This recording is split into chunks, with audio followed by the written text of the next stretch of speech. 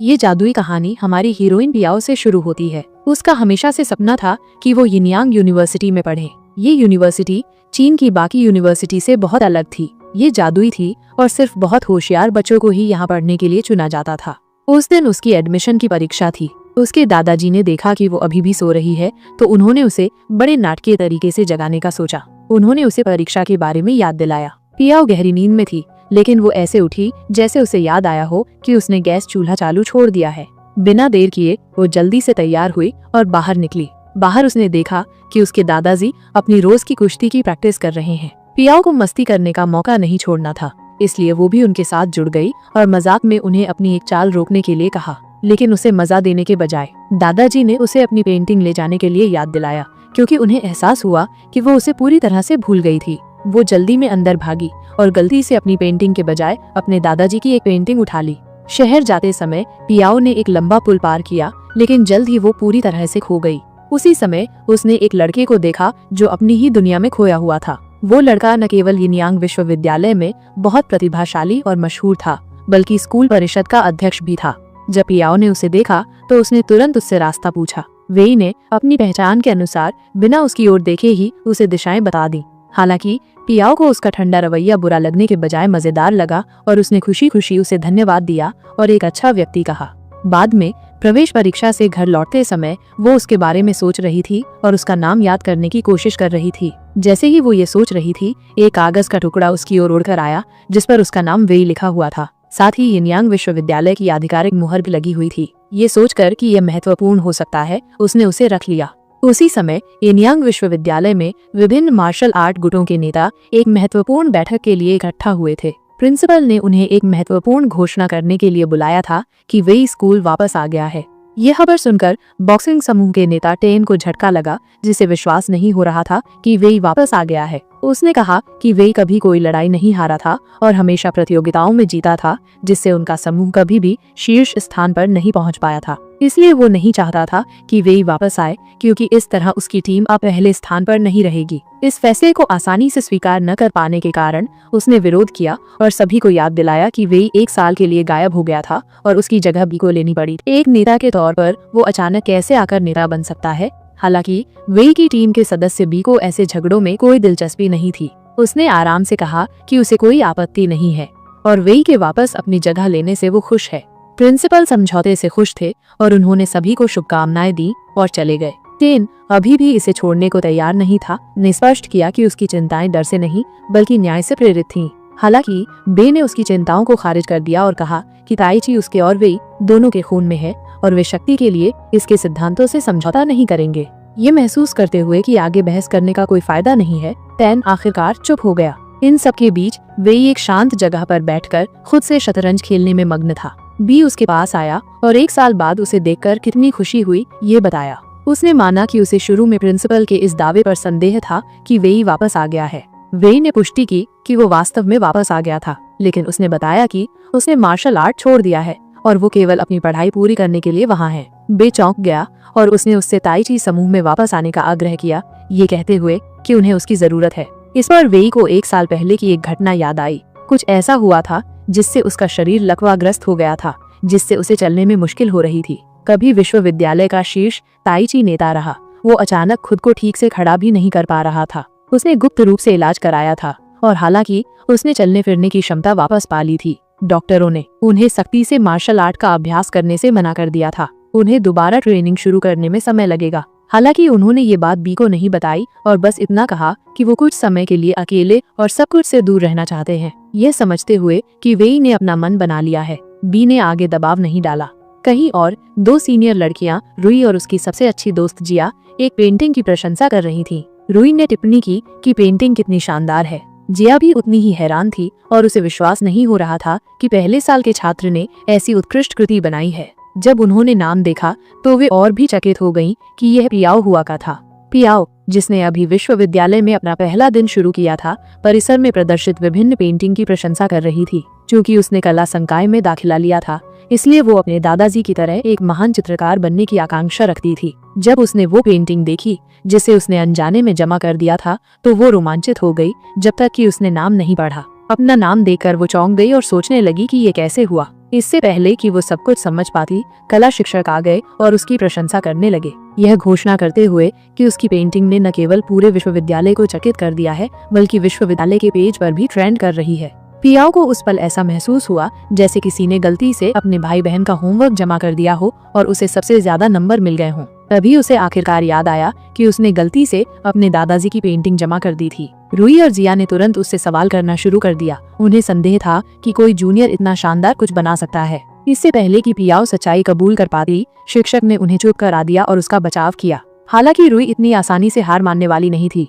उसने पियाओ से पूछा कि उसे यह बनाने की प्रेरणा कहाँ से मिली। पियाओ हिचकिचाई, वो बहुत घबरा गई थी। उसकी घबराहट से उसकी आंखों में आंसू आ गए, लेकिन एक लंबे विराम के बाद उसने आखिरकार बोलना शुरू किया। उसने समझाया कि पेंटिंग में जो व्यक्ति है वो उसके दादाजी हैं, कोई ऐसा व्यक्ति जो उसकी बचपन की यादों से गहराई से जुड़ा हुआ है। उसने उन्हें एक महान व्यक्ति बताया जिसने उसे बहुत प्यार किया। और बस ऐसे ही पियाओ खुद को एक गलतफहमी के बीच में पा गई, जिससे उसे नहीं पता था कि कैसे निकला जाए। जैसे ही वो आंसू भरी आंखों से कमरे से निकली, शिक्षक ने नाटकीय रूप से आह भरी और टिप्पणी की कि वो कितने गहरे प्यार में होगी कि उसने इतनी सटीकता से पेंट किया। इस बीच शिक्षक रूही की ओर मुड़ी और पेंटिंग की तारीफ की, लेकिन एक मुस्कान के साथ जोड़ा कि ऐसा लगता है कि पियाओ जल्द ही उसकी जगह ले लेगी, क्योंकि वो वर्तमान में नंबर 1 पर है। इससे निश्चित रूप से रूही का गुस्सा और बढ़ गया और उसकी दोस्त जिया भी उतनी ही नाराज दिख रही थी।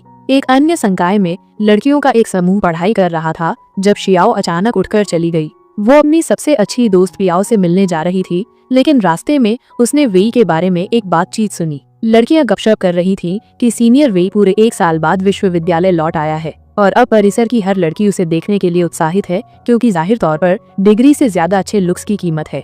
इस बीच पेंटिंग क्लास में शिक्षक तकनीकों पर चर्चा कर रहा था जब शियाओ एक निंजा की तरह शिक्षक की नजरों से बचते हुए कमरे में घुस गई और आखिरकार अपनी सीट पर बैठ गई। वह तुरंत पियाओ की ओर झुकी और उसे बताया कि विश्वविद्यालय का सबसे मशहूर लड़का वापस आ गया है। पियाओ ने वेई की तस्वीर देखी, लेकिन उसे पहचान नहीं पाई।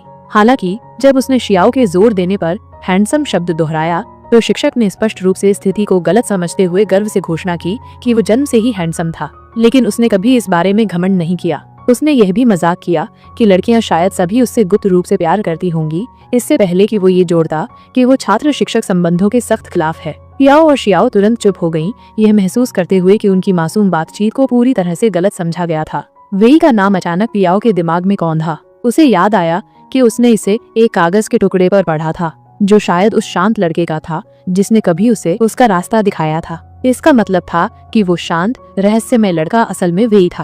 क्लास के बाद पियाओ ने शियाओ को बताया कि कैसे हर कोई गलती से उसके दादाजी की पेंटिंग को उसकी अपनी मान रहा था। शियाओ ने समझदारी से सुझाव दिया कि उसे सच बता देना चाहिए, लेकिन पियाओ को डर था कि उसे निष्कासित कर दिया जाएगा, इसलिए उसने ऐसा नहीं करने का फैसला किया।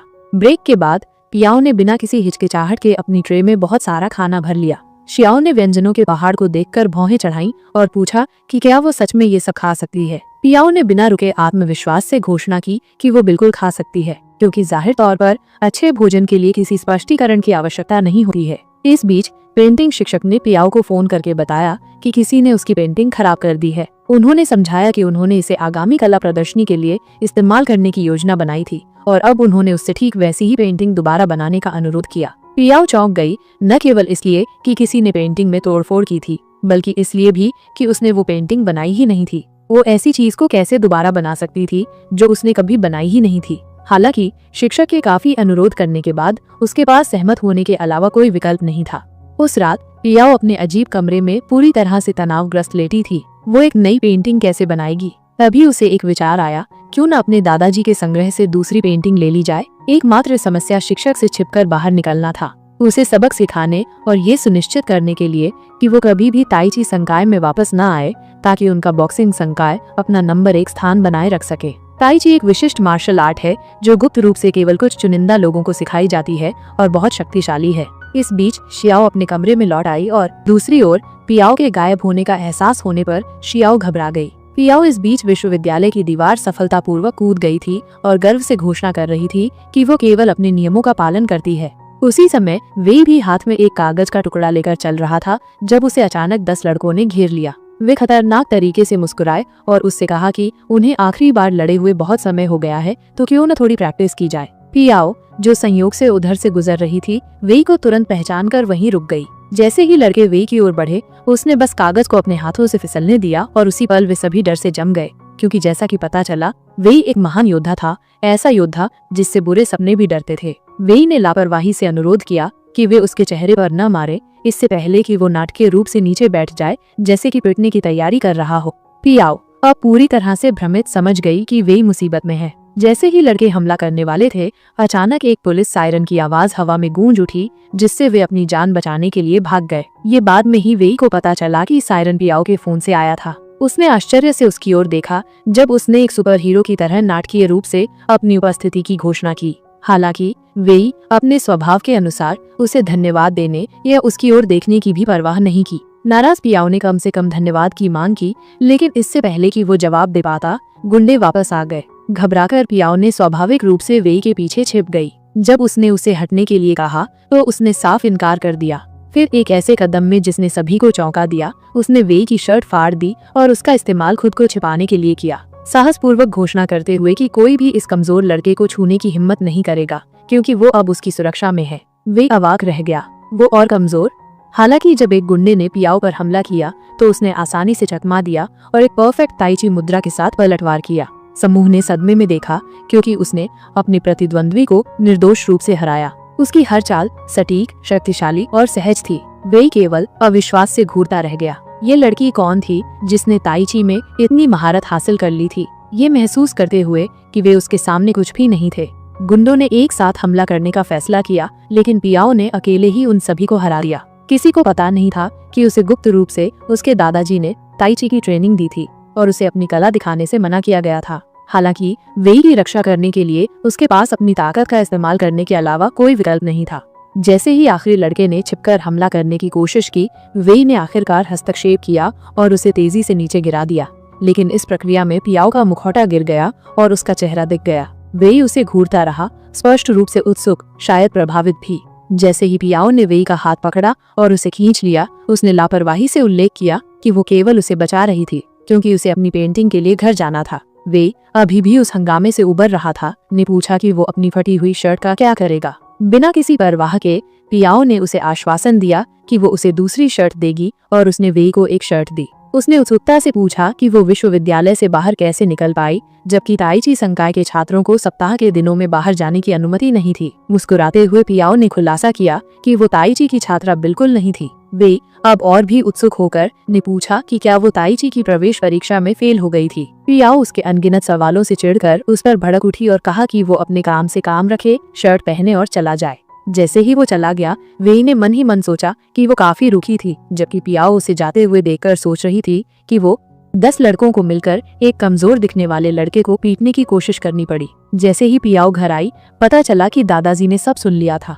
वो वहीं बैठे थे और तुरंत उससे उस लड़के के बारे में पूछने लगे जिसके साथ वो थी। उन्होंने सीधे पूछा कि क्या उसका कोई बॉयफ्रेंड बन गया है। पियाओ चौंक गई और तुरंत कहा कि ऐसा कुछ नहीं है। उसने बताया कि वो बस एक कमजोर लड़के की मदद कर रही थी जो मुसीबत में पड़ गया था। उसने दादाजी को चिंता न करने के लिए कहा, क्योंकि उसने अपनी ताकत का इस्तेमाल किया था और अपना चेहरा छुपाया था। दादाजी ने हाँ कहा, लेकिन उसे याद दिलाया कि उन्होंने उसे ताइची अपनी रक्षा के लिए सिखाई थी, दूसरों को बचाने के लिए नहीं। फिर भी वो ये कहे बिना नहीं रह पाए कि लड़का सुंदर था और उसे शायद उसके साथ डेटिंग करने के बारे में सोचना चाहिए। पियाओ बिल्कुल भी खुश नहीं हुई और उसने तुरंत मना कर दिया। उसने कहा कि लड़का बहुत बदतमीज था, क्योंकि उसने उसकी मदद के लिए धन्यवाद भी नहीं दिया था।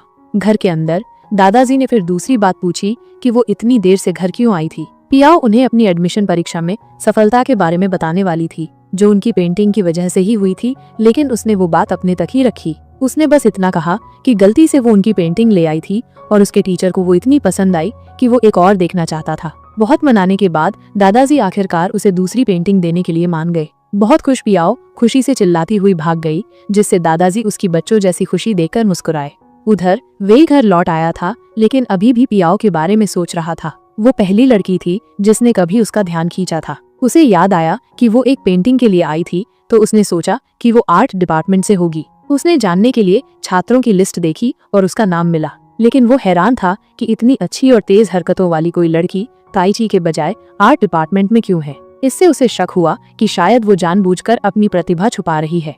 दूसरी तरफ टैन अपने टीम के साथी को वेई को सबक न सिखा पाने के लिए बहुत मार रहा था। टीम के साथी ने कहा कि एक लड़की बीच में आ गई थी। इससे टैन और गुस्सा हो गया और उसने पूछा कि वो सब मिलकर एक अकेली लड़की को क्यों नहीं संभाल पाए। टीम के साथी ने, जिसे अभी भी चोट लगी थी, बताया कि वो लड़की साधारण नहीं थी, वो ताइची जानती थी और उसने अकेले ही उन सबको हरा दिया था। ये सुनकर टैन गहरी सोच में पड़ गया। डिपार्टमेंट में इतनी ताकतवर कोई लड़की नहीं थी और ताइची बाहर वालों को नहीं सिखाई जाती थी। उसकी पहचान जानने के लिए उसने अपने आदमियों को उसे जल्द से जल्द ढूंढने का आदेश दिया। बात खत्म करने के लिए उसने अपने टीम के साथी को एक आखिरी जोरदार लात मारी, क्योंकि एक बुरे लीडर का नाटकीय अंदाज तो होना ही चाहिए।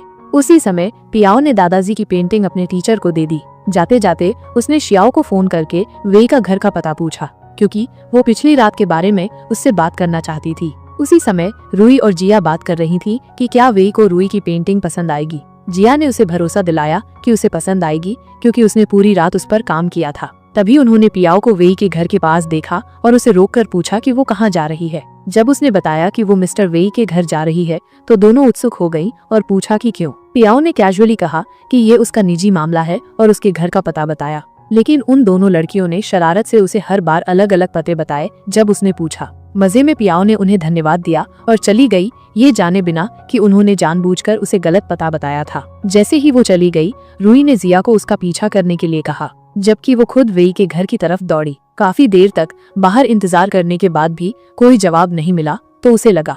उसे घर पर नहीं देखकर वो धीरे से बोली कि वो 1 साल पहले अचानक गायब हो गया था, जिससे उसे बहुत चिंता हुई थी। अब जब वो वापस आ गया है तो वो उससे मिलना चाहती है, ये बताते हुए कि उसकी भावनाएं अभी भी वैसी ही हैं।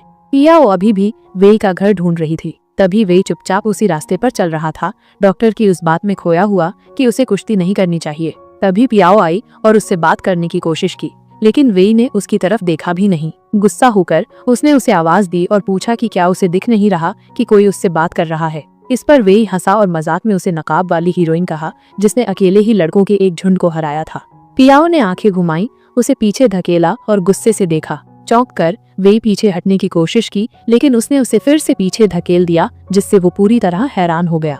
उस पर उंगली उठाते हुए उसने धमकी दी कि अगर उसने किसी को भी बताया कि वो ताइची जानती है तो उसे पछताना पड़ेगा। उसने मजाक में कहा कि वो उसे मसल कर रख देगी या उससे भी बुरा करेगी, उसे पूरी तरह से खत्म कर देगी। वेई, जिसे अब मजा भी आ रहा था और थोड़ा डर भी लग रहा था, उसे हैरानी से देखता रहा जब वो चली गई। उसने कैजुअली कहा कि वो इस बारे में सोचेगा। पियाओ तुरंत पलटकर बोली कि सोचने की कोई बात नहीं है, उसे बस किसी को भी बताने की इजाजत नहीं है। गुस्से में मुड़कर जाते हुए वो खुद को वापस उसकी तरफ देखने से नहीं रोक पाई। उसे गुस्सा आया क्योंकि वो हंस रहा था, शायद उसे वो प्यारी लगी। उसके जाने के बाद उसने राहत की सांस ली। उसकी तेज आवाज और गुस्से ने किसी तरह उसका मूड ठीक कर दिया था। उन्हें पता नहीं था कि जिया ने चुपके से उनकी तस्वीरें ले ली थीं। अगले दिन टैन फिर से प्रिंसिपल को ताइची डिपार्टमेंट बंद करने के लिए मनाने की कोशिश कर रहा था। उसने कहा कि उसमें बहुत कम बच्चे हैं और कोई भी अच्छा नहीं कर रहा है। चिढ़कर प्रिंसिपल ने पूछा कि टैन हमेशा ताइची के पीछे क्यों पड़ा रहता है।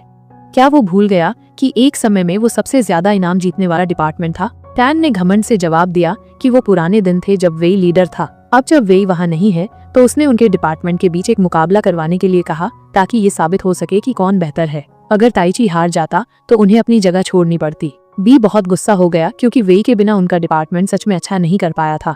बॉक्सिंग डिपार्टमेंट से जीतना नामुमकिन लग रहा था।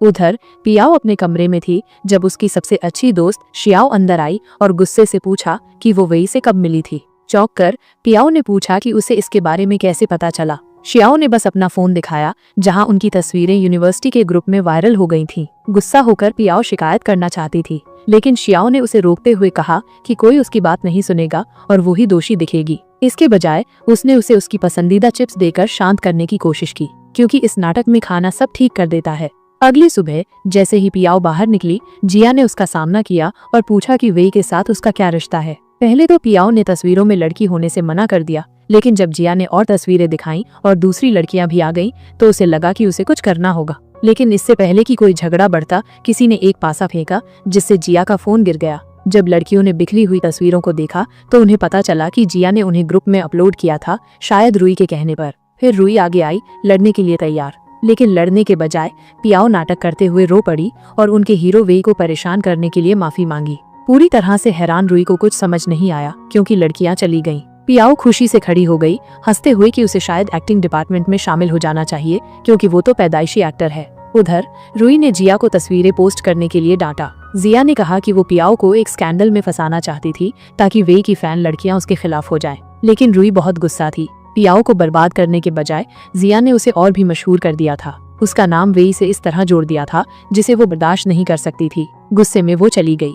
जैसे ही पियाओ जा रही थी उसने कहा कि शायद उसने आंखों पर मिर्च पाउडर ज्यादा डाल दिया था। ये सुनकर वेई ने पीछे से पूछा कि उसे इतना बेवकूफी भरा काम करने के लिए किसने कहा था। फिर पियाओ उसकी तरफ मुड़ी और पूछा कि वो वहाँ क्यों था। जवाब में वेई ने कहा कि वो उसकी एक्टिंग देख रहा था। पियाओ ने माथा सिकोड़कर पूछा कि उसने उस समय उसका साथ क्यों नहीं दिया और सबको साफ साफ बताया कि उनके बीच कुछ नहीं चल रहा है। इस पर वेई ने बस कहा कि वो लड़कियों के बेवकूफी भरे झगड़ों में नहीं पड़ता। जैसे ही पियाओ फिर से उस पर उंगली उठाने वाली थी, वेई ने उसे रोककर कहा कि पहले वो बोलेगा। उसने उसे याद दिलाया कि वो कल उसके पास आई थी और ये बात छिपानी चाहती थी कि वो ताइची जानती है। पियाओ अब थोड़ा डरकर बोली कि वो धीरे बोले, कहीं कोई सुन न ले। इस पर वेई ने उसे भरोसा दिलाया कि वो उसका राज रखेगा। ये सुनकर पियाओ हैरान भी हुई और खुश भी। उसने उससे पूछा कि क्या वो सच में ऐसा करेगा और उसकी मदद करने की कोई खास वजह है। वेई ने जवाब दिया कि जब उसने पहले उसकी मदद की थी तो अब वो बदला चुका रहा है। पियाओ ने भौहें चढ़ाकर कहा कि उसे याद है कि उसने उसकी मदद की थी। वेई बस उसकी बातों पर मुस्कुराया और उसकी शर्ट वापस कर दी। उसे लेते हुए पियाओ ने कहा कि अब उनका हिसाब बराबर हो गया है, मतलब अब वो कभी नहीं मिलेंगे। उसने ये भी कहा कि अब से वो यूनिवर्सिटी में अजनबी रहेंगे, जैसे उन्होंने कभी एक दूसरे को जाना ही नहीं। ये कहकर वो मुड़ी और चली गई। उसके जाने के बाद वेई चुपचाप खड़ा रहा और याद किया कि उसने ही पासे से जिया का फोन गिराया था। पियाओ की छोटी सी मदद। बाद में वेई ताइची डिपार्टमेंट पहुंचा और ध्यान से उस जगह को देखा, अपनी पुरानी यादें ताजा की। तभी स्टूडेंट और बी उसे देखकर खुश होकर बाहर आए, जैसे वो हमेशा के लिए लौट आया हो। लेकिन वेई ने तुरंत साफ किया कि वो बस अपना सामान लेने आया है। कुछ स्टूडेंट गुस्सा होकर पूछने लगे कि वो उनके साथ ऐसा कैसे कर सकता है। उन्होंने कहा कि उसके जाने के बाद से डिपार्टमेंट, उन्होंने चेतावनी दी कि अगर कोई सुधार नहीं हुआ तो डिपार्टमेंट जल्द ही बंद हो सकता है। ये सब सुनने के बाद भी वेई चुप रहा। उसने अपना ताइची का बैज उतारकर बी को दे दिया, ये दिखाते हुए कि वो डिपार्टमेंट से सारे रिश्ते तोड़ रहा है। जैसे ही वो मुड़ा, स्टूडेंट उससे जाने के लिए मना करने लगे, अपने लीडर से रुकने की विनती करने लगे। लेकिन वेई नहीं रुका, उसने बस माफी मांगी और चला गया। उधर पियाओ ने क्लास के बाद शियाओ से मिलकर कहीं साथ जाने का प्लान बनाया था, लेकिन आखिरी वक्त पर शियाओ ने मना कर दिया और कहा कि उसे कुछ और काम है। पियाओ ने गुस्सा होकर कहा कि उसे समझ नहीं आ रहा कि आजकल उसे क्या इतना बिजी रख रहा है। तभी बारिश शुरू हो गई। जल्दी से छाता ढूंढने के चक्कर में वो गलती से वेई से टकरा गई। पियाओ चौंक गई, जबकि वेई हंसकर बोला कि उसे फिर से देखकर खुशी हुई। पियाओ खुश नहीं हुई और बोली कि वो ऐसा महसूस नहीं करती। उसने कहा कि कॉलेज इतना बड़ा है कि उसे कहीं और छाता मिल सकता है और पूछा कि वो वहीं क्यों खड़ा था। वेई ने कैजुअली जवाब दिया कि अगर उसे उसकी मौजूदगी से इतनी परेशानी है तो वो जा सकती है। गुस्सा होकर पियाओ मुड़ी और जाने लगी, लेकिन तेज बारिश की वजह से उसे वापस आना पड़ा। तभी बी ने वेई को फोन किया और उसे बताया कि बॉक्सिंग डिपार्टमेंट एक रहस्यमय लड़की को ढूंढ रहा है, जिसके बारे में कहा जाता है कि वो ताइची की मास्टर है। फिर बी ने वेई से पूछा कि क्या उसे इस बारे में कुछ पता है। वेई ने तुरंत कहा कि उसे कुछ नहीं पता और पियाओ को ध्यान से देखने लगा। किस्मत से वो लड़की पियाओ ही थी। उधर ठंड से कांप रही पियाओ को पहले से ही सर्दी लग गई थी, लेकिन वेई को बेचैन देखकर उसने सोचा कि वो उसकी छींकों से परेशान है, इसलिए उसने जानबूझकर उसके पास छींका और मजाक किया कि क्या वो वायरस से डर रहा है। वेई ने बिना कुछ कहे बस उसका बैग उसे थमा दिया, फिर अपना कोट उतारा और उसे गर्म रखने के लिए उसके कंधों पर डाल दिया। पियाओ हैरान रह गई, क्योंकि किसी ने पहले कभी उसकी इतनी परवाह नहीं की थी, और भले ही वो मानेगी नहीं, उसे ये अंदर ही अंदर अच्छा लगा। लेकिन वेई ने उसे कोट वापस करना न भूलने की याद दिलाई और फिर चला गया। पियाओ वहीं खड़ी रह गई, हैरान, और ये समझने की कोशिश कर रही थी कि अभी क्या हुआ। उधर बॉक्सिंग डिपार्टमेंट के स्टूडेंट ताइची डिपार्टमेंट को चैलेंज करने आए। उन्होंने साफ कह दिया कि अगर वो जीत गए तो ताइची के 5 स्टूडेंट को उनके डिपार्टमेंट में जाना पड़ेगा। बी उनकी चाल समझ गया और हंसकर बोला कि उनका असली इरादा उनके डिपार्टमेंट में बच्चों की संख्या कम करना है, क्योंकि वो जानता था कि जिस डिपार्टमेंट में 10 से कम बच्चे होंगे वो बंद हो जाएगा। बॉक्सिंग के स्टूडेंट ने उसका मजाक उड़ाया और पूछा कि क्या वो डर गया है। पहले तो बी थोड़ा हिचकिचाया, लेकिन फिर मान गया। उसने ये साफ कर दिया कि अगर वो हार गए तो बच्चे ट्रांसफर होंगे, लेकिन अगर वो जीत गए तो बॉक्सिंग डिपार्टमेंट को सबके सामने माफी मांगनी पड़ेगी। टैन ने बड़े आत्मविश्वास से कहा कि जब तक वो है, हारने का कोई चांस ही नहीं है। बाद में पियाओ वेई का कोट लेकर अपने कमरे में लौटी। उसकी बहुत ज्यादा जिज्ञासु रूममेट झाओ ने तुरंत उससे सवालों की बौछार कर दी। वो जानना चाहती थी कि कोट कहाँ से आया, किसका है और किसने उसे दिया। जब पियाओ सवालों से बचने की कोशिश कर रही थी तभी दोनों को जलने की गंध आई और उन्हें डर लग गया कि कोट आयरन से जल गया है। दोनों डर और सदमे से भरे चेहरे के साथ जले हुए कोट को घूरने लगे। पियाओ को उस पल ऐसा लगा जैसे उसने कोई ऐसा जुर्म कर दिया हो जिसकी सजा सामाजिक बेइज्जती हो। उस रात पियाओ घबराते हुए वेई के दरवाजे पर कोट वापस करने के लिए खटखटाया और डरते हुए पूछा कि क्या वो महंगा है। वेई ने कैजुअली कहा कि वो एक डिजाइनर लिमिटेड एडिशन है। पियाओ ने घबराकर पूछा कि एक छोटे से छेद को ठीक करने में कितना खर्चा आएगा, शायद 100 या 200 डॉलर। वेई हंसा और कहा कि इतने पैसे में तो शायद बटन भी नहीं आएंगे। कोट को ध्यान से देखने पर उसे पता चला कि उसने उसे जला दिया था। उसने हंसकर उसे ले लिया लेकिन चेतावनी दी कि वो उसके एक एक पैसे का हिसाब लेगी इससे पहले कि वो उसके चेहरे पर दरवाजा बंद कर दे। पियाओ बाहर खड़ी रही और खुद से बार बार माफी मांगती रही जैसे वो माफी के लिए प्रार्थना कर रही हो। अगले दिन पियाओ कोट के लिए वेई को कैसे पैसे देगी इसी सोच में डूबी रही जब शियाओ ने उसे कैफेटेरिया में बुलाया। पियाओ ने मना कर दिया और वहीं रुक गई जबकि शियाओ अकेली चली गई। लेकिन काउंटर पर शियाओ को याद आया कि वो अपना बैज भूल गई है। बी जो वहाँ आ गया था तुरंत समझ गया और उसे भरोसा दिलाया कि वो पैसे दे देगा। हालांकि शियाओ ने कहा कि वो बाद में पैसे ट्रांसफर कर देगी। बी ने कैजुअली कहा कि वो उसे ट्रीट समझे। उसके इस जेस्चर से खुश होकर शियाओ खाते वक्त उसकी तरफ चोरी छिपे देखती रही, ये मानते हुए कि वो शायद सबसे अच्छा लड़का है जिससे वो कभी मिली है, शायद इतना अच्छा कि सच भी न लगे। उधर बॉक्सिंग डिपार्टमेंट के स्टूडेंट मुकाबले से ठीक पहले प्लानिंग कर रहे थे। उन्होंने बी से मजाक उड़ाते हुए पूछा कि क्या वो हारने के लिए तैयार है। बी बस हंसा और उनसे कहा कि वो रिंग में जवाब देगा। उसे पता नहीं था कि स्टूडेंट में से एक ने चुपके से उसके पानी में कुछ मिला दिया था। एक और स्टूडेंट हंसा और बोला कि ये बुरा हुआ कि वेई ने उसे छोड़ दिया और अब सारी जिम्मेदारी उसे अकेले ही उठानी पड़ेगी। बी ने कुछ नहीं कहा। जानबूझकर जहर मिला, पानी पी लिया। जिया देख रही थी पर उसे पता नहीं चला कि पानी में कुछ मिलाया गया है। बी हांफते हुए गिर गया जिससे वहाँ भगदड़ मच गई और एम्बुलेंस बुलानी पड़ी। जब मुकाबला शुरू हुआ तो दर्शक धीरे धीरे बात कर रहे थे और पूछ रहे थे कि क्या ताइची डिपार्टमेंट के जीतने की कोई उम्मीद भी है। पियाओ से रहा नहीं गया और आखिरकार वो देखने चली गई। हालांकि उसने खुद से वादा किया था कि वो दूर से ही देखेगी। जैसे ही मैच शुरू हुआ ताइची के बच्चे अपने विरोधियों से लड़ रहे थे और पियाओ ये कहे बिना नहीं रह पाई कि उनमें से एक तो ऐसे लड़ रहा था जैसे उसने कभी ताइची सीखी ही न हो। तभी वेई ठीक वक्त पर डिपार्टमेंट को हारते हुए देखने आया। चुपचाप मैच देखता रहा। जैसे ही सारी उम्मीदें खत्म होती दिख रही थीं, एक आवाज आई और लड़ाई रुक गई। दो नए लड़के आगे आए, अपने एडमिशन फॉर्म दिखाए और कहा कि उन्हें भी लड़ने का हक है। वो बिंग और आर्या थे, एक बड़े ताइची परिवार से थे। बॉक्सिंग डिपार्टमेंट का लीडर टैन भी उनके अचानक आने से थोड़ा हैरान हो गया। जब उन्हें लड़ने की इजाजत मिली तो बिंग रिंग में उतर गया। मैच ज्यादा देर नहीं चला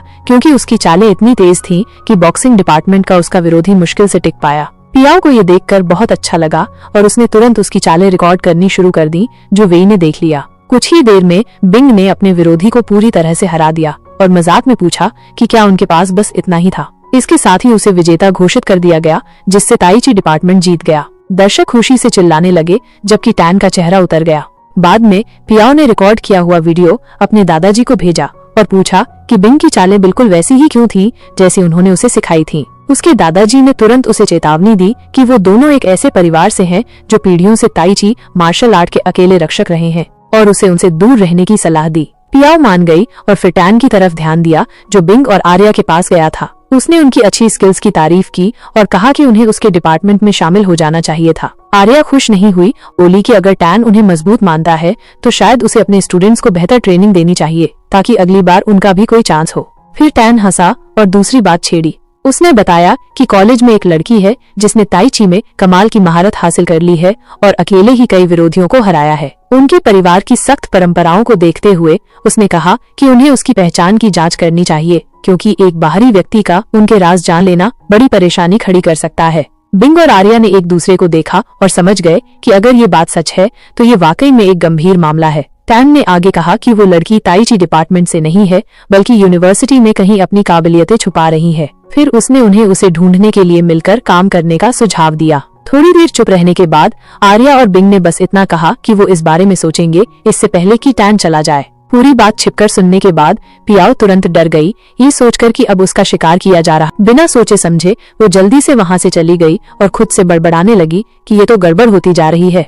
फिर बिंग आर्या की तरफ मुड़ा और पूछा कि क्या उसे टैन की बातों पर भरोसा है। आर्या ने आह भरी और माना कि उसे पक्का नहीं पता, लेकिन वो इस बात पर सहमत हुई कि अगर ये सच है तो उन्हें उस लड़की को ढूंढना होगा।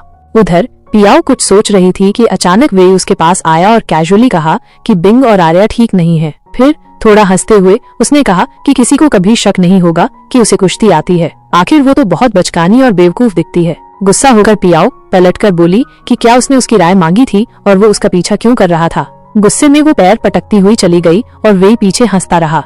वो अस्पताल में बी से मिलने जाता है। बी सोचता है कि वो मुकाबला हार गए होंगे, लेकिन जब वे उसे बताता है कि वो सच में जीत गए तो बी पूरी तरह से हैरान हो जाता है। ये कैसे हो सकता है। वे बताता है कि ऐसा इसलिए हुआ क्योंकि उसने पहले ही आर्या और बिंग को अपनी यूनिवर्सिटी में बुला लिया था। बी की तबीयत और उसे किसने जहर दिया इसके बारे में वे पक्के तौर पर कहता है कि वो सच पता लगाएगा। उधर आर्या और बिंग टैन से मिलते हैं, जो उन्हें यूनिवर्सिटी की 100 लड़कियों की प्रोफाइल देता है। वो उन्हें बताता है कि उस रहस्यमय ताई ची मास्टर लड़की की हाइट और बॉडी इन लड़कियों जैसी ही है, मतलब वो इन्हीं में से होगी। बिंग हैरान होकर पूछता है कि वो 100 स्टूडेंट्स में से उसे कैसे ढूंढेंगे। टैन गंभीरता से जवाब देता है कि ये कोई मामूली बात नहीं है, ये उनके परिवार के बिजनेस की बात है जो चोरी हो रहा है। बात की गंभीरता को समझते हुए आर्या और बिंग मानते हैं कि उन्हें कितनी भी मेहनत करनी पड़े वो उस रहस्यमय लड़की को ढूंढ निकालेंगे और ये पता लगाएंगे कि उसने उनके परिवार की सीक्रेट ताई ची कुश्ती कैसे सीखी। उधर पियाओ अपने कमरे में आराम कर रही है कि उसकी रूममेट शियाओ भागती हुई अंदर आती है और चिल्लाती है, क्या तुम्हें पता भी है अभी क्या हुआ। पियाओ हैरान होकर पूछती है कि वो किस बारे में बात कर रही है। शियाओ खुशी से बताती है कि ताई ची डिपार्टमेंट के 2 नए स्टूडेंट्स में से एक बिंग लड़कियों के स्विमिंग पूल में गया था। एक पुरानी बात दिखाई जाती है जिसमें बिंग ध्यान से लड़कियों को देख रहा है, सिर्फ हाइट और बॉडी के हिसाब से उस रहस्यमय ताई ची मास्टर को ढूंढने की कोशिश कर रहा है। जैसे ही वो भीड़ को देखता है उसकी नजर पूल से निकल रही एक लड़की पर पड़ती है। वो उसे ध्यान से देखता है और लड़की ये देखकर उसका मजाक उड़ाती है, तो क्या आपने अच्छे से घूर लिया, बताइए मैं कैसी दिखती हूँ। जैसे ही बिंग उसकी तारीफ करने वाला होता है वो मजाक में अपना हाथ उसके कंधे पर रखती है, लेकिन अपनी कुश्ती की आदत के चलते वो अचानक उसे उठाता है और पूल में फेंक देता है। उसे अपनी गलती का एहसास होता है और वो अजीब तरह से खड़ा रहता है, जबकि बाकी लड़कियां गुस्से से उसे घूरती हैं। गुस्से में लड़कियां उसे जाने नहीं देती और उससे जवाब मांगती हैं। बिंग अपना बचाव करने की कोशिश करता है, कहता है कि ये अचानक हुआ कुछ ऐसा जो बचपन से ही उसकी आदत में है। तभी आर्या गुस्से में दिखती हुई आती है और पूछती है कि वो लड़कियों को क्यों घूर रहा था। बिंग बिना डरे बताता है कि वो बस उस रहस्य में लड़की को ढूंढ रहा था और उसका कोई और इरादा नहीं था। आर्या खुश नहीं होती और उसका हाथ पकड़कर उसे खींचकर ले जाती है, लेकिन इससे पहले कि वो जा पाते, जिस लड़की को बिंग ने गलती से पूल में फेंका था वो आगे आती है और कहती है कि वो उसे इतनी आसानी से नहीं जाने देगी। आर्या गुस्सा होकर कहती है कि बिंग पहले ही माफी मांग चुका है और उसने जानबूझकर ऐसा नहीं किया, इसलिए इतना गुस्सा होने की कोई जरूरत नहीं है। तभी वे आता है क्योंकि वो स्टूडेंट काउंसिल का प्रेसिडेंट है। लड़कियों ने इंसाफ के लिए उसे बुलाया था। वे शांति से कहता है कि वो आर्या और बिंग से अकेले में बात करेगा, तभी लड़कियां उन्हें जाने देती हैं। अभी शियाओ पियाओ को सब कुछ बताती है जो हुआ और हंसती है, उसे बहुत मजाकिया बताती है। पता नहीं ये रहस्यमय लड़की कौन है जिसे वो ढूंढ रहे हैं, वो सोचती है। पियाओ जबरदस्ती हंसती है, अंदर ही अंदर डर रही है। क्या होगा अगर आर्या और बिंग को सच में पता चल जाए कि वही वो लड़की है जिसे वो ढूंढ रहे हैं। हालात दिन ब दिन और गंभीर होते जा रहे हैं। उधर वे आर्या और बिंग से उनके असली इरादे पूछता है। वो मानते हैं कि वो एक रहस्यमय ताई ची मास्टर लड़की को ढूंढ रहे हैं जिसने उनके परिवार की खास सीक्रेट ताई ची कुश्ती में महारत हासिल कर ली है। उन्हें उसके बारे में टैन से पता चला। वे को शक होता है और वो पूछता है कि वो टैन की बातों पर क्यों भरोसा करेंगे, आखिर वो उनका दुश्मन है और ताई ची डिपार्टमेंट की बदनामी के लिए ये अफवाहें फैला रहा होगा। इससे आर्या और बिंग कुछ देर के लिए चुप हो जाते हैं। फिर वे उनका ध्यान ताई ची डिपार्टमेंट पर वापस लाता है और उन्हें उनकी हालिया हरकतों की याद दिलाता है, क्योंकि बिंग ने एक लड़की को पानी में फेंक दिया था और आर्या ने उसी लड़की के साथ बदतमीजी की थी। वेई ने उन्हें सजा देने का फैसला किया और उनसे स्विमिंग पूल साफ करवाया। ये सुनकर दोनों निराश हो गए। स्कूल के बाद वेई अपनी दादी से मिलने गया। वो उसकी सेहत के बारे में पूछती है और फिर ताई ची कुश्ती के रहस्य और उसकी पुरानी बातों के बारे में बात करना शुरू कर देती है। वेई गुस्सा होकर कहता है कि इन्हीं पुरानी बातों की वजह से ताई ची इतनी तेजी से खत्म हो रहा है, लेकिन उसकी दादी उसे टोकती है और कहती है कि इसकी वजह पुरानी बातें नहीं बल्कि फांगी है। ये सुनकर उसे पिछली बातें याद आती हैं जिनकी वजह से वो बीमार पड़ा। एक पुरानी बात दिखाई जाती है जिसमें किसी ने वेई, बाई, आर्या और बिंग को किडनैप कर लिया था। जब वो भागने की कोशिश कर रहे थे तो फांगी नाम का एक आदमी उनके सामने आया। उसने कहा कि चूंकि वो सब ऐसे परिवारों से हैं जो ताई ची कुश्ती पर अपना हक जताते हैं, इसलिए वो उन्हें खत्म करना चाहता है। कहानी फिर से अभी की बात पर लौट आती है, ये बताए बिना कि आगे क्या हुआ। पिछली बातों पर बात करने के बजाय वही बात बदल देता है और अपनी दादी की सेहत के बारे में पूछता है। उधर पियाओ अपने कमरे में बैठी थी कि अचानक शियाओ खुशी से चिल्लाती हुई आती है, क्या तुम्हें पता है अभी क्या हुआ। पियाओ हैरान होकर पूछती है कि वो किस बारे में बात कर रही है। शियाओ खुशी से बताती है कि यिनयांग यूनिवर्सिटी में ऑनलाइन वोटिंग हो रही है। स्टूडेंट्स सबसे हैंडसम और जेंटलमैन लड़के के साथ साथ सबसे खूबसूरत लड़की के लिए वोट कर रही है। पियाओ ये देखकर हैरान हो जाती है कि वो दूसरे नंबर पर है। वो डिसबिलीफ में चिल्लाती है, मुझे किसने वोट दिया। शियाओ सोचती है कि शायद ये पियाओ और वेई की वायरल फोटो की वजह से है, क्योंकि कुछ लोग मानते हैं कि वो डेटिंग कर रहे हैं। बहुत से स्टूडेंट्स उसका सपोर्ट करने लगे हैं। पियाओ पूरी तरह से हैरान हो जाती है ये देखकर कि अफवाहें कितनी तेजी से फैल सकती हैं। अगले दिन शियाओ बी के लिए सूप लेकर आई। बी थोड़ा कंफ्यूज होकर पूछता है कि क्या वो उसे अस्पताल ले जाने वाली थी और उसका नाम क्या है। वो अपना नाम शियाओ बताती है और गर्व से कहती है कि उसने उसके लिए सूप बनाया है। बी, जो अभी भी ठीक हो रहा था, उसे धन्यवाद देता है, जिससे वो फेस्टिवल के लैंटर्न की तरह चमक उठती है। जैसे ही वो उसे खुद सूप पिलाने वाली होती है, गड़बड़ हो जाती है। वो गलती से सारा सूप उस पर गिरा देती है। डरी हुई शियाओ लगातार माफी मांगने लगती है, जैसे उसकी जान पर बनाई हो। बी उसे भरोसा दिलाता है कि सब ठीक है, लेकिन तभी उनके हाथ छू जाते हैं। बस फिर क्या था, शियाओ इतनी शर्मा जाती है कि वो टमाटर जैसी लाल हो जाती है। जल्दी से धीरे से गुड बाय कहती है और भाग जाती है। उधर बिंग और आर्या पेंटिंग्स देख रहे थे कि बिंग एक पेंटिंग को थोड़ी देर देखने के बाद नाटकीय रूप से कहता है कि ये जरूर किसी ऐसे शख्स का काम है जिसे ताइची आती है। आर्या शक करते हुए पूछती है कि वो इतनी यकीन से कैसे कह सकता है। बिंग किसी क्राइम थ्रिलर के डिटेक्टिव की तरह गंभीरता से समझाता है कि पेंटिंग में कुछ खास डिटेल्स सिर्फ वही बना सकता है जिसे ताइची की गहरी जानकारी हो। उन्होंने पियाओ पर नजर रखने का फैसला किया। उन्हें शक था कि वो वही रहस्यमय लड़की हो सकती है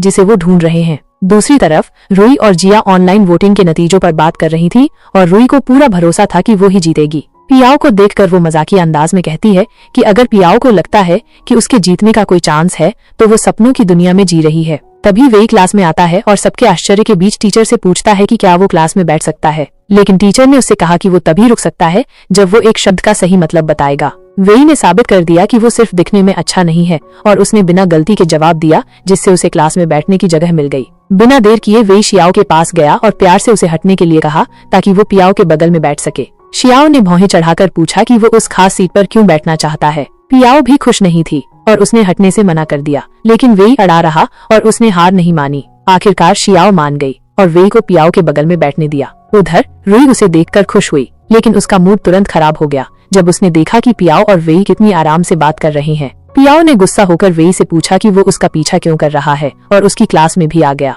वेई ने उसे बताया कि आर्या और बिंग बाहर उसका सामना करने के लिए इंतजार कर रहे थे और वो उसे बचाने के लिए आया था। फिर थोड़ा मजाकिया अंदाज में उसने पूछा कि क्या उसने फिर से मिर्च का पानी ला दिया था। पियाओ एकदम से हैरान रह गई और बस देखती रही। क्लास शुरू होते ही टीचर ने पियाओ से एक मुश्किल सवाल पूछा, जिसका जवाब देने में उसे परेशानी हो रही थी। इससे पहले कि वो और शर्मिंदा होती, वेई ने आसानी से सही जवाब दे दिया और इतना अच्छे से समझाया कि टीचर भी बहुत खुश हुए। टीचर ने वेई की तारीफ की और कहा कि वो हर चीज में होशियार है। पियाओ सोच रही थी कि उसे ये सब कैसे पता है।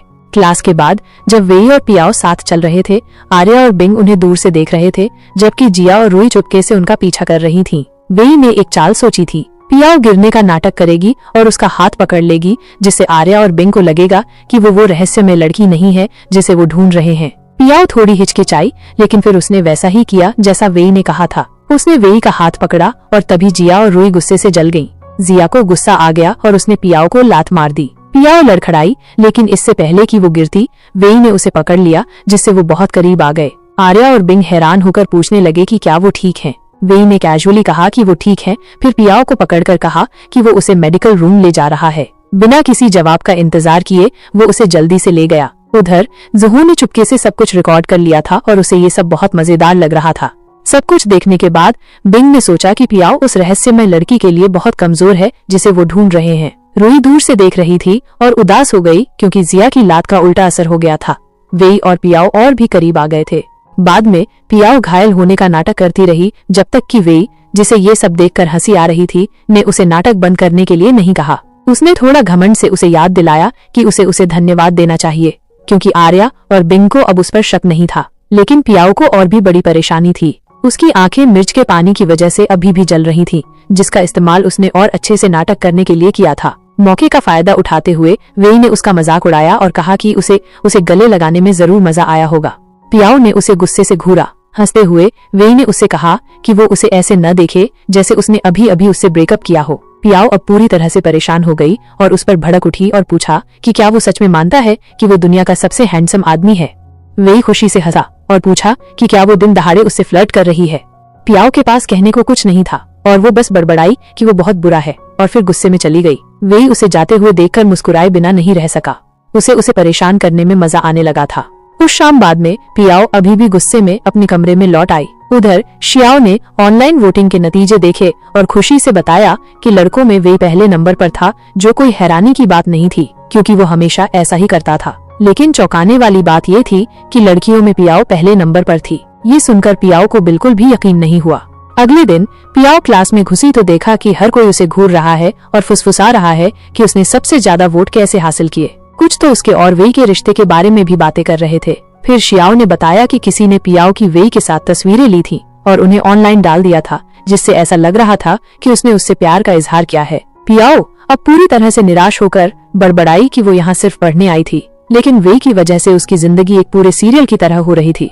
उधर वेई एक डॉक्टर से मिलने गया जिसने उसे आराम जारी रखने और अभी कुश्ती से दूर रहने की सलाह दी। अस्पताल में शियाओ एक बार फिर बी के लिए चिकन सूप लाई और उसे किसी भी और चीज में मदद करने की पेशकश की। किताबें, कपड़े धोना, काम करना, वो सब कुछ करने को तैयार थी। बी ने प्यार से मना कर दिया और कहा कि वो पहले से ही बहुत अच्छा महसूस कर रहा है, लेकिन शियाओ ने जोर दिया कि उसे कम से कम उसका सूप तो चखना चाहिए। बी को पिछली बार का भयानक स्वाद याद आ गया, इसलिए वो हिचकिचाया, लेकिन उसका उत्साह तोड़ने की इच्छा न होने के कारण उसने चुपचाप एक घूंट पिया। मन ही मन सबसे बुरे के लिए तैयारी कर रहा था। शियाओ को लगा कि उसने बहुत अच्छा सूप बनाया है, लेकिन जैसे ही उसने उसे चखा उसने तुरंत थूक दिया। तभी उसे एहसास हुआ कि जो सूप वो कल लाई थी वो भी उतना ही भयानक था। बहुत शर्मिंदा होकर उसे समझ नहीं आ रहा था कि क्या करे, इसलिए वो बी से लगातार माफी मांगती रही और फिर जल्दी से चली गई। उधर पियाओ क्लास जा रही थी कि वेई की तस्वीर देखकर उसका ध्यान भटक गया और उसने उसे खराब करने का फैसला किया। उसी समय वेई जो सीसीटीवी फुटेज देखने आया था, आखिरकार उसे वो क्लिप मिल गई जिसकी वो तलाश कर रहा था। ये सबूत कि बॉक्सिंग डिपार्टमेंट के स्टूडेंट्स ने पियाओ के ड्रिंक में जहर मिला दिया था। बिना समय बर्बाद किए उसने गार्ड से क्लिप अपने नंबर पर भेजने के लिए कहा। इससे पहले कि वो अपनी खोज का जश्न मना पाता, उसने पियाओ को अपनी तस्वीर खराब करते हुए देखा। उसे गुस्से से अपनी तस्वीर को नष्ट करते हुए देखकर वो हंसे बिना नहीं रह सका। पियाओ तस्वीर को सफलतापूर्वक खराब करने के बाद रुई को देखकर जल्दी से एक नाव के पीछे छिप गई। जिया रुई के पास पहुंचते ही तुरंत समझ गई कि किसी ने उसके क्रश वेई की फोटो खराब कर दी है और गुस्से से चिल्लाते हुए पूछा कि किसकी हिम्मत हुई ऐसा करने की। हालांकि जब वेई भी मौके पर पहुंचा तो वो अचानक चुप हो गई और प्यार से उसे नमस्ते किया। वेई ने फोटो देखी और लापरवाही से कहा कि जिसने भी इस पर चित्रकारी की है उसने अच्छा काम किया है। इससे जिया हैरान हो गई और उसने पूछा कि उसे ऐसी चीज कैसे पसंद आ सकती है। इससे पहले कि उसे जवाब मिलता, रुई ने जल्दी से उसे चुप करा दिया और जोर देकर कहा कि अगर सीनियर वेई इसकी तारीफ कर रहे हैं तो ये जरूर अच्छी होगी। ये कहकर वे दोनों चली गईं। हालांकि वेई ने पहले ही नाव के पीछे से पियाओ के पैर बाहर निकले हुए देख लिए थे और उसे बाहर आने के लिए कहा। पियाओ अपनी छिपने की जगह छोड़ने को तैयार नहीं, चुप रही, उम्मीद करती रही कि वो चला जाएगा। लेकिन लंबे समय तक चुप्पी के बाद उसने सोचा कि वो चला गया है और झांका तो पाया कि वो अभी भी वहीं खड़ा उसे देख रहा है। उसकी हरकत से खुश होकर वो हंसा और आराम से कहा कि एक कीड़ा उसके सिर पर गिरने वाला है। बिना सोचे समझे पियाओ चीख उठी और कूद गई। फिर गुस्से से उसे घूरने लगी। उसने पूछा कि उसकी क्या परेशानी है, जिस पर वेई ने पलटकर पूछा कि वो उससे इतनी नफरत क्यों करती है कि उसने उसकी पूरी फोटो खराब कर दी। पियाओ अपनी सबसे प्यारी मासूमियत का नाटक करते हुए किसी भी तरह की गलती से इनकार कर दिया और उससे सबूत मांगा। बिना कुछ कहे वेई ने बस सीसीटीवी कैमरे की ओर इशारा किया। सबूत देखकर पियाओ ने हार मान ली और माना, हालांकि नाटक करते हुए कि उसने ये किया था, ये कहते हुए कि उसे अचानक ड्राइंग करने की इच्छा हुई। विनती करते हुए उसने उससे प्रिंसिपल को रिपोर्ट न करने के लिए भीख मांगी। वे मजा लेते हुए थोड़ा घमंड से जवाब दिया कि इसका फैसला बाद में होगा और धीरे धीरे एक विलन की तरह चला गया। बाद में वेई बॉक्सिंग डिपार्टमेंट के लीडर टैन का सामना करने गया उसके स्टूडेंट्स द्वारा पियाओ के ड्रिंक में जहर मिलाने के बारे में। टैन ने जाहिर है नाटक किया कि उसे कुछ नहीं पता, भले ही उसने ही ऑर्डर दिया था। लेकिन वेई हमेशा तैयार ने दिखाया कि उसके पास सीसीटीवी फुटेज है जिसमें सब कुछ साफ दिख रहा है। ये देखकर टैन साफ तौर पर घबरा गया क्योंकि उसे इस फुटेज के बारे में कोई जानकारी नहीं थी। प्रिंसिपल ने टैन के स्टूडेंट्स को डांटा, चेतावनी दी कि अब से उन पर कड़ी नजर रखी जाएगी। इसके अलावा बॉक्सिंग डिपार्टमेंट से कुछ नंबर काट लिए गए जिससे टैन बहुत गुस्सा हो गया। उसने वेई को गुस्से से घूरा, अच्छी तरह से जानता था कि ये सब उसकी गलती थी। उधर बिंग ताई के स्टूडेंट्स को प्रैक्टिस में मदद कर रहा था जब बाई अस्पताल से पूरी तरह से ठीक होकर लौटा। उसे वापस देखकर बिंग और आर्या दोनों बहुत खुश हुए और अपनी खुशी दिखाई। बाई ने उन्हें भरोसा दिलाया कि वो अब बहुत बेहतर है और बाद में वेई से मिलने गया जो ताई ची की प्रैक्टिस कर रहा था। वेई उसे ठीक देखकर खुश हुआ, लेकिन बाई अभी भी चिंतित ने पूछा कि वेई घटना के बाद कहाँ गायब हो गया था और वो अपने जीवन में क्या चल रहा है, इसके बारे में इतना चुप क्यों है। इससे एक पुरानी बात याद आई जिसमें फेंगजी ने वेई, बाई, आर्या और चांगगांग बिंग को किडनैप कर लिया था, जिससे एक भयंकर लड़ाई हुई। लड़ाई के दौरान वेई का सामना फांगी से हुआ जो उसके सीने पर बार बार हमला करते हुए उससे बदला लेना चाहता था। जैसे जैसे लड़ाई खिंचती गई वेई की हालत खराब होती गई, लेकिन उसने हार मानने से इनकार कर दिया। हालांकि जब फंगी ने बाई को निशाना बनाया तो वेई ने उसे बचाने के लिए तुरंत कदम उठाया, जिससे उसकी टांग पर इतनी जोर से वार हुआ कि उसकी हड्डी टूटने की आवाज साफ सुनाई दी। हर कोई घबरा गया और उसकी ओर दौड़ा, लेकिन दर्द में भी वेई ने जिद्दीपन से कहा कि वो ठीक है। लड़ाई फिर से शुरू हुई और बार बार पीटे जाने के बावजूद वेई पीछे हटने को तैयार नहीं था। उसने अपनी सारी ताकत बटोरी और जैसे ही फंगी जीतने वाला था पुलिस आ गई, जिससे वो भागने पर मजबूर हो गया। अभी की बात करें तो बाई वेई से मिलने गया और उसे हमेशा दूसरों की चिंता करने और कभी किसी को अपनी चिंता न करने देने के लिए डांटा। वेई थका हुआ ने बस इतना कहा कि वो बहुत थका हुआ था और बस आराम करना चाहता था। उसने बाई को, जो अभी अस्पताल से लौटा था, आराम करने की सलाह दी। बाई के जाने के बाद वेई को फंगी की लड़ाई के बाद की याद आई, कैसे वो इतनी बुरी हालत में घर लौटा था कि मुश्किल से चल पा रहा था। यही कारण था कि वो पूरे 1 साल के लिए गायब हो गया था, इलाज कराने के लिए, एक रहस्य जिसे केवल उसकी दादी जानती। अगले दिन पियाओ कहीं जा रही थी कि उसने वेई को आगे इंतजार करते हुए देखा, जैसे कि वो उसका ही इंतजार कर रहा हो। घबराकर उसने जल्दी से अपना चेहरा छिपा लिया और बिना ध्यान दिए उसके पास से गुजरने की कोशिश की। हालांकि वेई ने उसे आवाज दी, जिससे वो बड़बड़ाने लगी कि वो उसके सामने बार बार क्यों आता रहता है और वो आखिर चाहता क्या है। वेई बिल्कुल शांत होकर ने बस उसे बताया कि उसके जूते का फीता खुला हुआ है। शर्मिंदा पियाओ ने जल्दी से अपनी शर्मिंदगी छिपा ली, ये नाटक करते हुए कि कोई बड़ी बात नहीं है। लेकिन जब वेई ने मजाकिया अंदाज में कहा कि उसकी जिम्मेदारी है कि वो उसकी जैसी अनजान जूनियर स्टूडेंट्स का ध्यान रखे, तो वो उस पर भड़क उठी और कहा कि वो बहुत ज्यादा बोलता है और पूछा कि वो उससे बात ही क्यों कर रही है। हालांकि किस्मत से वो फिसल गई और सीधे वेई पर गिर पड़ी। इससे जाहिर है उसकी सारी चीजें जमीन पर बिखर गईं। बुरी तरह से शर्माते हुए उसने जल्दी से अपनी चीजें उठाई और जल्दी से चली गई, ये एहसास होने पर कि वो गलत दिशा में जा रही है। उसकी घबराई हुई हरकतों को देखकर वेई अपनी हंसी नहीं रोक सका और आराम से कहा कि वो बहुत प्यारी है। फिर वो चला गया। बाद में लाइब्रेरी में पियाओ एक किताब ढूंढ रही थी, तभी उसने वेई, आर्या और बिंग को बातें करते सुना। उसे ये जानकर बहुत हैरानी हुई कि वो वेई को मास्टर कहकर बुला रहे थे, जिससे वो पूरी तरह से चौंक गई। अब तक वो उसके बारे में सिर्फ इतना जानती थी कि वो हैंडसम था और हर लड़की उस पर फिदा थी, लेकिन अब उसे पता चला कि वो असल में ताई ची डिपार्टमेंट का पहला लीडर था।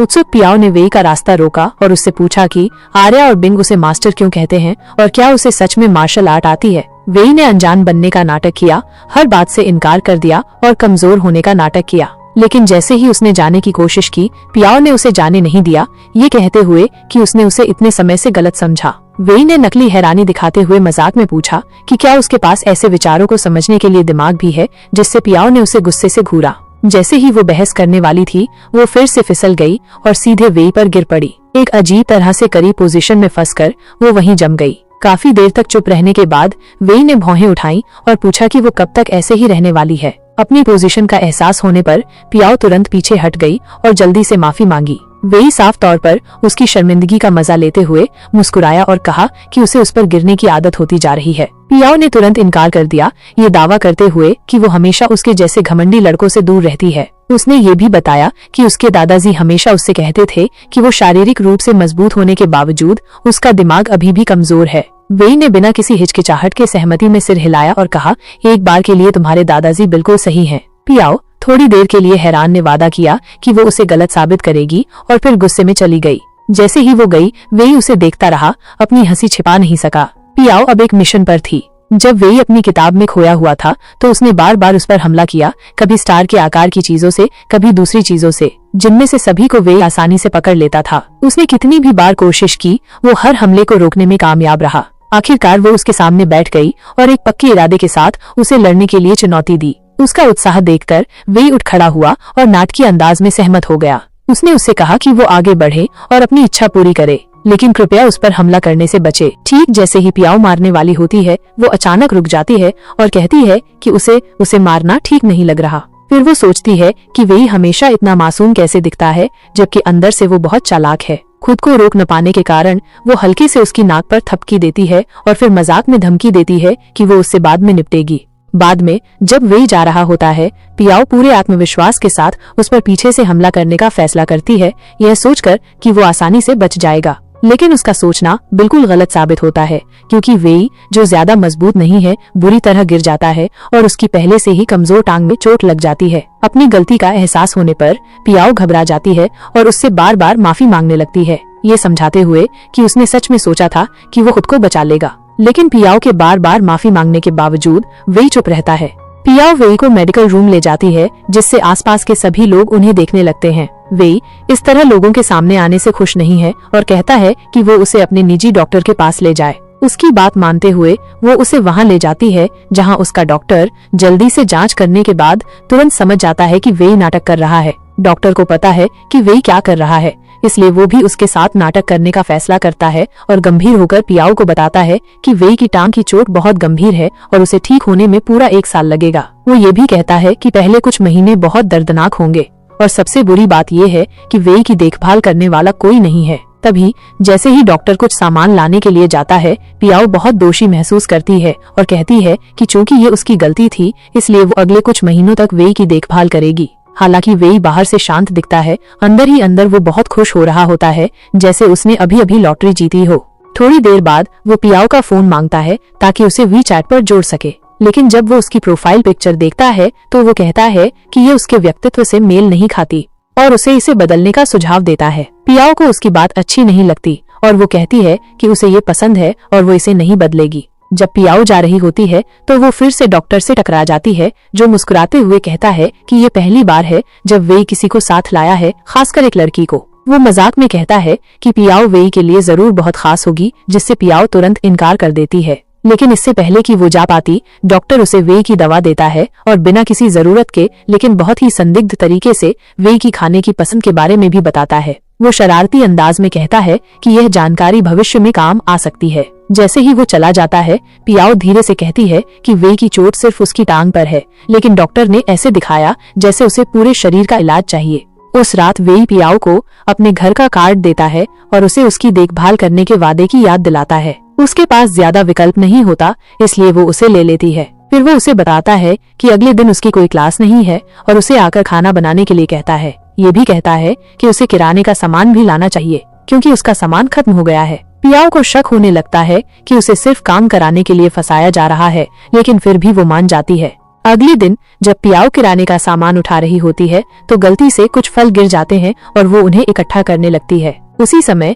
आर्या और बिंग पास से गुजरते हैं और इस बारे में बात करते हैं कि सीनियर वेई को चोट कैसे लगी। बिंग कहता है कि उसने सुना कि वेई सीढ़ियों से गिर गया था, जिस पर आर्या जवाब देती है कि वेई अभी अस्पताल से लौटा था और पहले ही चोटिल हो गए। वेई ने फिर से खुद को संभाला और जैसे ही वे बातें कर रहे थे, उन्होंने पियाओ को देखा और उसके फल उठाने में मदद की। वेई के घर किसी के देखने से पहले पहुंचने के लिए पियाओ जल्दी करने की कोशिश करती है, लेकिन तभी टैन उसके पास आता है, जो उसे पहचान लेता है और नमस्ते करता है। किराने का सामान देखकर वो ऐसे ही पूछता है कि क्या वो उन्हें वेई के पास ले जा रही है। जब पियाओ थोड़ी हिचकिचाती है तो वह भरोसे से कहता है कि उसके पास जो फल हैं वे वेई के पसंदीदा हैं और चूंकि वह पास में रहता है इसलिए वह उसे छोड़ देगा। इससे पहले कि पियाओ मना कर पाती, वो किराने का सामान उठा लेता है और उसके साथ जाने पर जोर देता है।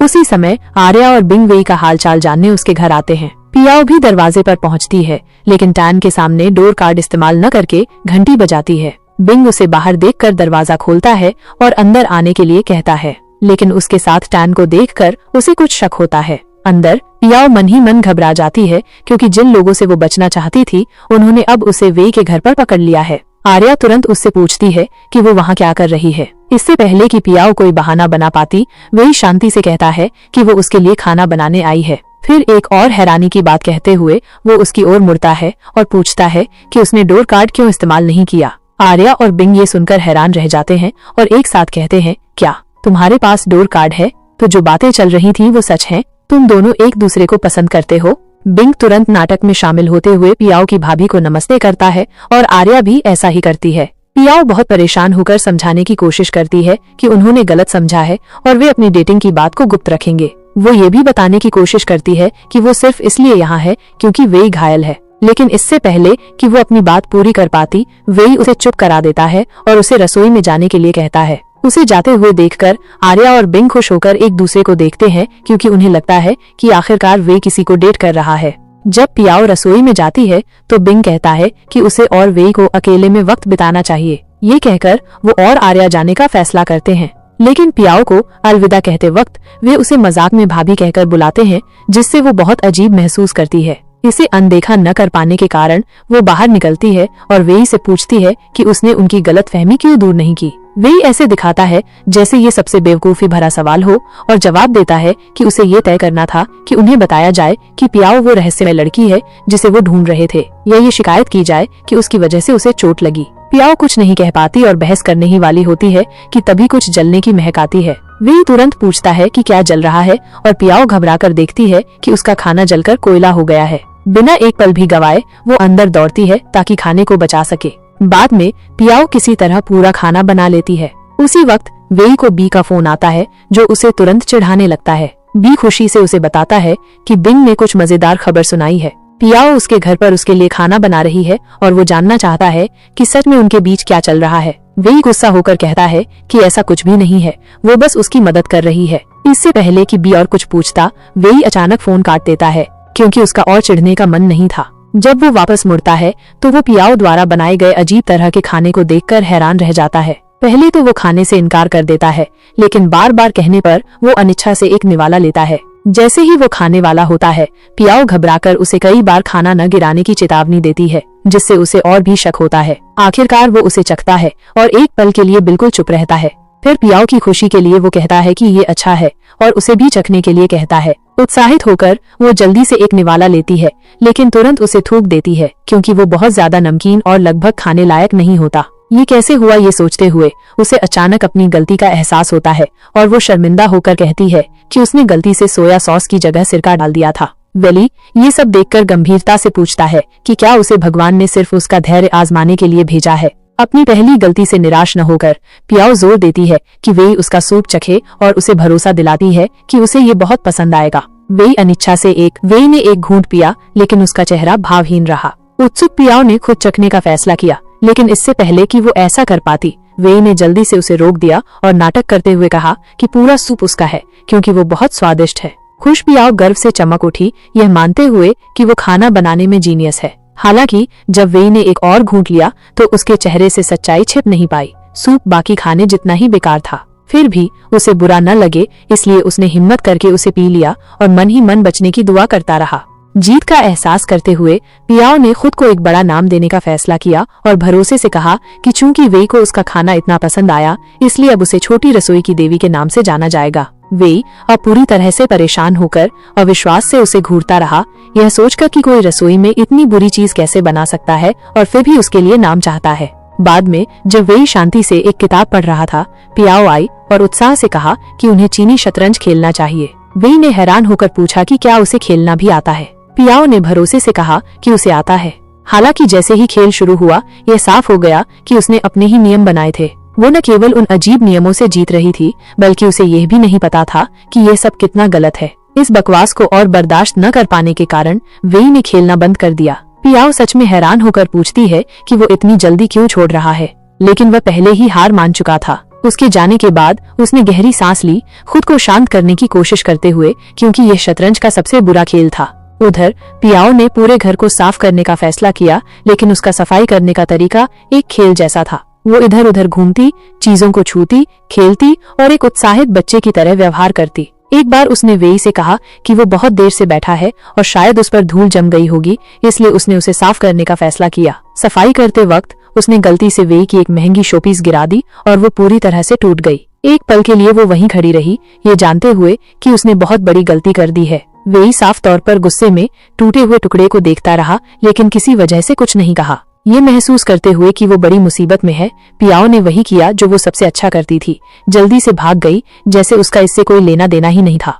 बाद में पियाओ खुद को वेई के कमरे में फिर से सफाई करते हुए पाती है। जब वेई को अपने बिस्तर तक पहुंचने में मदद की जरूरत होती है तो वह उसकी मदद करती है, लेकिन इस दौरान उनका संतुलन बिगड़ जाता है और वे दोनों बिस्तर पर गिर पड़ते हैं। वेई उसे घूरता रहा, जबकि पियाओ अचानक इतनी करीब आने से घबराकर जल्दी से पीछे हट गई। घबराकर उसने कहा कि वो कल ठीक इसी समय वापस आएगी और फिर जल्दी से चली गई। उसके जाने के बाद वेई मुस्कुराए बिना नहीं रह सका। उसे धीरे धीरे वो ज्यादा पसंद आने लगी थी। उधर अपने कमरे में वापस पियाओ पूरी तरह से परेशान थी। उसने अपनी दोस्त शियाओ को सब कुछ बताया, शिकायत की कि वेई उससे पूरे दिन काम करवाता रहता है लेकिन उसकी तारीफ भी नहीं करता। शियाओ ने हैरान होकर पूछा कि क्या वो सच में वेई की मदद कर रही थी। फिर शरारती मुस्कान के साथ उसने मजाक में कहा कि शायद पियाओ धीरे धीरे उसे पसंद करने लगी है। आखिरकार जब दो लोग बहुत समय अकेले बिताते हैं तो भावनाएं विकसित होने लगती हैं। पियाओ ने तुरंत इस विचार को खारिज कर दिया, ये कहते हुए कि भले ही वेई पृथ्वी पर आखिरी आदमी होता तब भी वो उसे पसंद नहीं करती। वो बहुत ज्यादा परेशान करने वाली थी। उसने जोर देकर कहा कि वो सिर्फ उसकी मदद कर रही थी क्योंकि उसे उसकी वजह से चोट लगी थी और उसने गलती से उसका महंगा कोट भी जला दिया था। अगले दिन पियाओ अभी सो ही रही थी कि वेई ने फोन किया और उसे गुस्से से जगाया और सख्ती से कहा कि वो बाद में उसके घर आए। जब वे दोनों साथ बैठे तो उसने बारीकी से सारे नुकसान का हिसाब लगाया, उसके जले हुए कोट के लिए उसे कितने पैसे देने हैं और उसकी चोट का मुआवजा कितना है। पियाओ हैरान होकर पूछती है कि वो उसे कैसे चुकाएगी। वेई मुस्कुराता है और कहता है कि वो ताई ची मार्शल आर्ट उससे सीखकर इसकी भरपाई कर सकती है। अगर वो उसमें माहिर हो जाती है तो वो उसके सारे कर्ज माफ कर देगा। पियाओ हैरान थी, क्या उसे सच में बस इतना ही करना था? उसे शुरू से ही शक था कि वेई को मार्शल आर्ट आती है तो उसने उससे क्यों छिपाया। वेई लापरवाही से सवाल टाल गया। फिर उसने शांत भाव से समझाया कि उसे कब तक ट्रेनिंग करनी होगी ताकि वो उसे माफ कर दे। शुरू में पियाओ सहमत हो गई, ये सोचकर कि ये कोई बड़ी बात नहीं होगी क्योंकि उसे ताई ची की बुनियादी बातें पहले से ही पता थीं। हालांकि वो तुरंत हिचकिचाई और कहा कि उसे पहले अपने दादाजी से पूछना होगा क्योंकि उन्होंने हमेशा उसे बाहरी लोगों के सामने अपनी ताई ची कौशल दिखाने से मना किया था। वेई ने कहा कि वो पियाओ के दादाजी से मिलना चाहता है, जिससे पियाओ पूरी तरह से चौंक गई। उसे विश्वास नहीं हो रहा था कि वो सच में उसके घर आना चाहता है, लेकिन वेई ने जोर दिया और उससे कार का इंतजाम करने के लिए कहा। पियाओ थोड़ी उलझन में थी लेकिन फिर भी सहयोग करते हुए शियाओ के पास गई और उससे कार लाने के लिए कहा ताकि वे अगले दिन उसके दादाजी से मिल सके। पियाओ वेई को घर ले आई, पर उन्हें क्या पता था कि कुछ कॉलेज के लड़के उनकी तस्वीरें लेने के लिए बहुत उत्सुकता से इंतजार कर रहे थे। किसी भी तरह की बेकार की बातों से बचने के लिए पियाओ ने जल्दी से वेई को एक तरफ खींचा और शियाओ को फोन करके तुरंत गाड़ी लाने के लिए कहा ताकि कोई उन्हें साथ में न देख ले। शियाओ हमेशा की तरह नौटंकी करते हुए पियाओ को इंतजार करने के लिए कहती है, पर जैसे ही वो निकलने वाली होती है वो अपने प्रेमी को देखकर थोड़ी देर के लिए भटक जाती है, उसे आवाज देती है और फोन काट देती है। पियाओ अब पूरी तरह से हैरान सोचती है कि क्या शियाओ ने अपने क्रश के लिए उसे धोखा दे दिया है। इसी बीच बी शियाओ को नमस्ते करता है और अचानक इशारा करता है कि उसका टायर पंक्चर हो गया है। जैसे ही शियाओ झुककर देखने लगती है वो अचानक अपना संतुलन खो बैठती है और गिरकर अपनी टांग में चोट लगा लेती है। बी हीरो की तरह उसे उठाता है और जोर देता है कि वो उसे डॉक्टर के पास ले जाएगा। शियाओ उसकी चिंता से बहुत खुश होकर पियाओ की परेशानी के बारे में पूरी तरह से भूल जाती है। दूसरी तरफ पियाओ शियाओ के आने का बेसब्री से इंतजार कर रही थी। इससे पहले कि वो कोई और योजना बना पाती, रिपोर्टर आ गए और कॉलेज की खबरों के लिए तस्वीरें लेने लगे। तभी टैन ने पियाओ को आवाज दी और उसे अपनी गाड़ी में बैठने को कहा, जैसे कि वो मदद करने आया हो।